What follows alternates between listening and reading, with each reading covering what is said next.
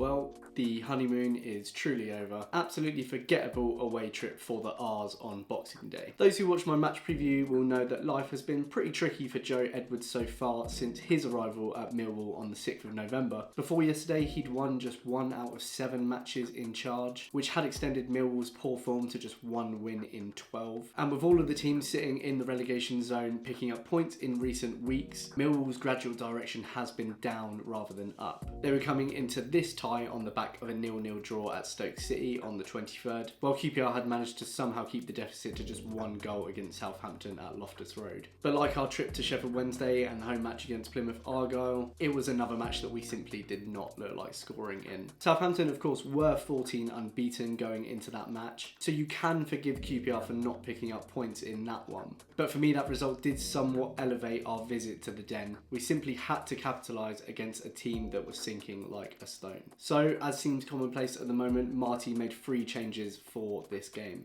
Kakai sadly came in for Cannon, Lakesh for Dixon Bonner, and Paul Smith for Chris Willock. Now, before the match, some people questioned Marty's supposed tinkering again, but let's get this straight. Cannon absolutely is not 100% match fit, because if he is, there is no way that he is not in the starting 11 over Osman Kakai. I'd like to think that we all respect Cifuentes enough as a manager to know that he knows that. Some also questioned Jimmy Dunn keeping his place in the team, but once again, there was no Cook in the squad, so there simply is not another centre-back to come in his place. And the same applies for Chris Willock, who came off the pitch injured in the 74th minute against Southampton. I'm not being a Marty apologist here or saying that he is free of blame or criticism, but with those 3 players injured or out, he has to make changes, and with a squad as shallow as ours, those are the players that he has available to him. The interesting, and in hindsight, pretty puzzling choice was that Powell was being played in midfield for this match, with Lakesh getting his second start in his place at left back. But for added perspective, Millwall, also on pretty poor form themselves, made 4 changes to the team that played away at Stoke on the 23rd. So,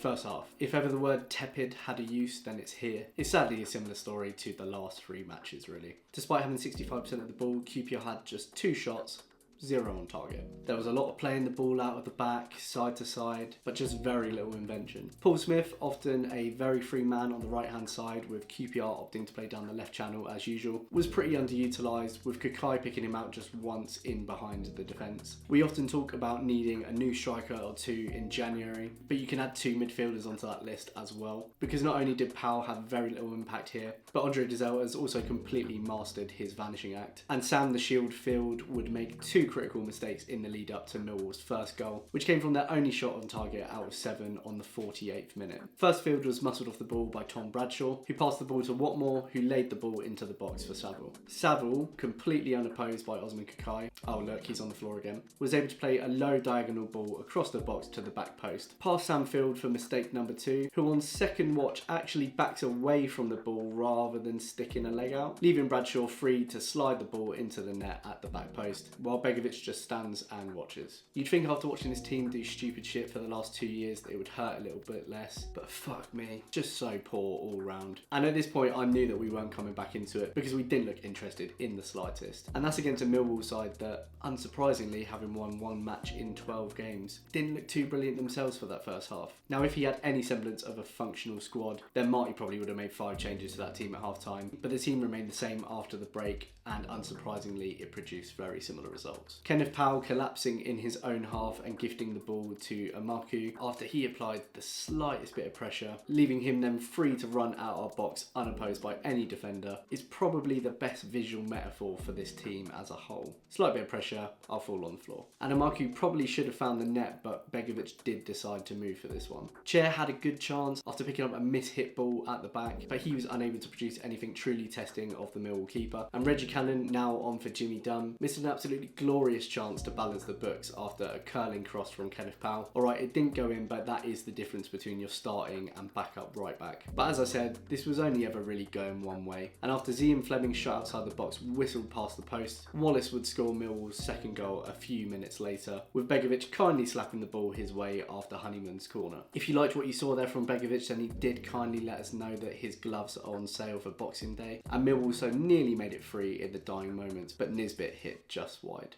So that's 3 successive matches without a win and 4 Boxing Day matches without one. And after a brief respite, we're seeing the fragile mentality of this squad returning in all its glory. And that's all you can put it down to, really. This team just isn't good enough for the Championship. We know that, they know that, and Marty knows that. I was really quite baffled to see people blaming Marty after this. I tweeted about this yesterday. As I said earlier, I'm not saying that he can't be blamed or criticised, but this is 80% of the same players that have performed poorly and down tools under Beale, Critchley, Ainsworth and now Cifuentes. There's only one thing in common there, and that is the players. In fact, what we're really seeing is the consequences of chopping and changing this squad for 5 years in a row and letting go of Mark Warburton, a manager who not only gave us consistency over 3 seasons, but also at times had us punching above our weight. Unfortunately, the only players that have remained through these periods, other than Elias Chair, are the ones that are just simply incapable of delivering on a consistent basis. I'm not sure how true it is, but according to footballrates.com, QPR have lost the most games in English football over the past 10 years, with only Birmingham behind them in the past 5. Another team that looked doomed to slip down to League One sooner or later. How people can watch this team and know these kind of stats and still think the manager is the problem is completely beyond me. Looking at this starting 11, how many would you keep if they all had offers to buy them in January? For me, I'd say 3,